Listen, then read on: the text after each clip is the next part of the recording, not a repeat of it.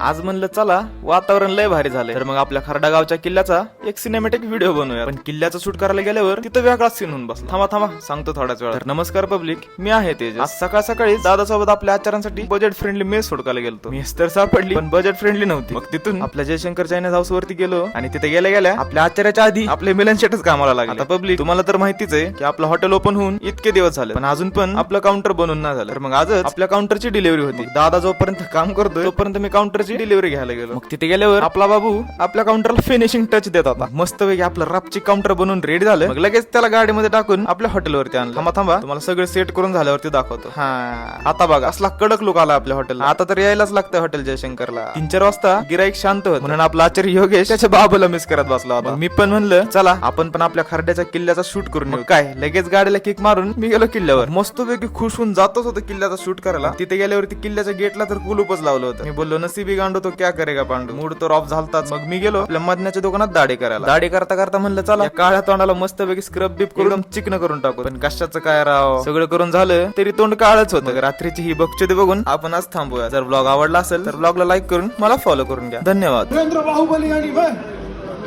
महिष्मती की असंख्य प्रजा उनके धन मान और प्राण का रक्षक.